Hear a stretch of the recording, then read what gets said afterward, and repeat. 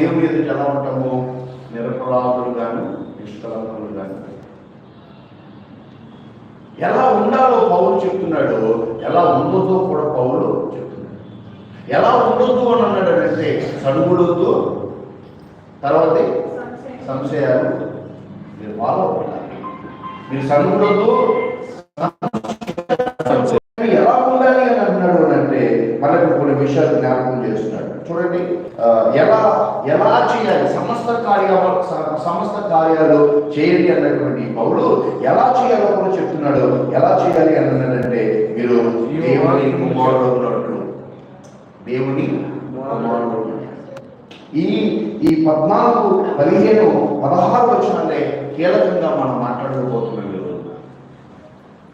ఎలా ఉండాలి అంటే మీరు దేవుడు కుమారుడు అన్నట్టు. ఎవరు దేవుడు కుమారుడు?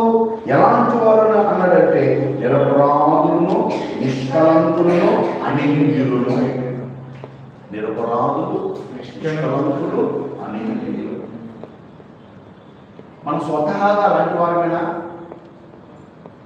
మన స్వతహాగా పాపం లేని వారమేనా? మానవ చరిత్రలో ఎవరైనా నాలో పాపం లేదు అని చెప్పేవాడు ఎవరైనా ఉన్నాడా? ఎందుకంటే రోమపత్రికలో కూడా చదువు ఏ భేదము లేదు, అందరూ పాపం చేసి దేవుడు అనుగ్రహించి మహిమను పొందలేకపోలేదు. ఎవరు లేదు, అందరూ మనం అందరూ నశించిపోయాం. సో మనలో ఒక్కడైనా నీతిమంతుడు ఉన్నాడంటే ఒక్కడు కూడా నీతిమంతుడు, ఒక్కడు కూడా పాపం లేనివాడు, ఒక్కడు కూడా లోపం లేనటువంటి వాడు ఎవరు లేరు. మనం అందరం కూడా లోపాలతో. కానీ పౌరుడు ఏమంటున్నాడంటే ఇక్కడ ఏమంటున్నాడంటే 14వ వచనంలో నిరపరాధులను నిష్కలంకులను అనింద్యులను, నిందలేని వారు. నిరపరాధులు, అపరాధ భావము లేనివారు.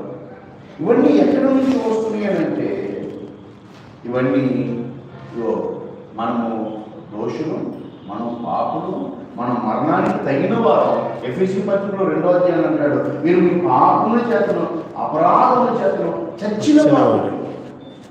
అలాంటి దేవుని ఎదుట మనం ఎప్పుడు కూడా నీతిమంతుడిగా లేని, నీతిని దేవుని ఎదుట నిలబడగలిగే నీతి మనలో లేనటువంటి దుర్బలమైనటువంటి మనల్ని యేసుక్రీస్తు ద్వారా తండ్రి మనం ఏం చేశాడని అంటే ఆయన మన కడిగి ఎఫెసీ పత్రిక 6వ అధ్యాయంలో మనం చదువుకున్న ఈ మాటను చూద్దాం. చూడండి, ఎఫెసీ పత్రిక 6వ ఎఫెసీ పత్రికలో మనం ఈ మాట చూస్తాం. 5వ అధ్యాయంలో 5వ అధ్యాయము ఈ భార్యాభర్తల సంబంధాన్ని గురించి, భార్యాభర్తల సంబంధమే ప్రభువుకి సంఘానికి ఉన్నటువంటి సంబంధాన్ని గురించి మాట్లాడుతూ, పురుషులారా ఈ భార్యను ప్రేమించుడి, అటువంటి క్రీస్తు కూడా సంఘమును ప్రేమించి అది కలంకమైనను ముడతైనను అట్టి వారు ఏదైనా లేక పరిశుద్ధమైనది గాను నిర్దోషమైనది గాను మహిమగల సంఘము గాను ఆయన తన ఎదుట దానిని నిలబెట్టుకోవలెనని వాక్యముతో ఉదక స్నానము చేత దాన్ని పవిత్రపరిచి పరిశుద్ధపరచుడికై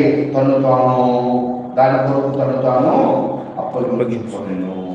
చూసారా ఎలా ఉండాలన్నాడంట?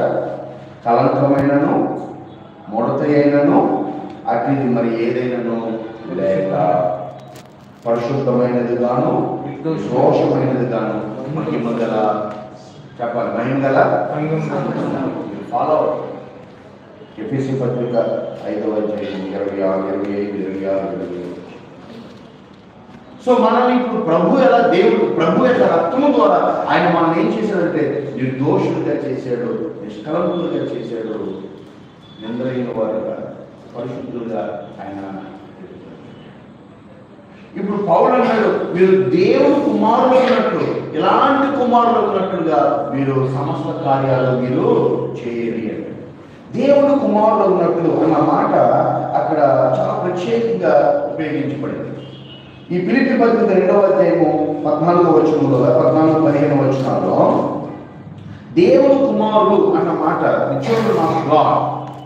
చిల్డ్రన్ ఆఫ్ గాడ్ అనేటువంటిది పౌలు ఆ మాట ఇక్కడ వాడుతున్నప్పుడు ఈ 14, 15, 16 ఈ కాంటెక్స్ట్ అంతా కూడా డిటరానమీ ద్వితీయోపదేశ కాండంలోని 32వ అధ్యాయము 5వ వచనాన్ని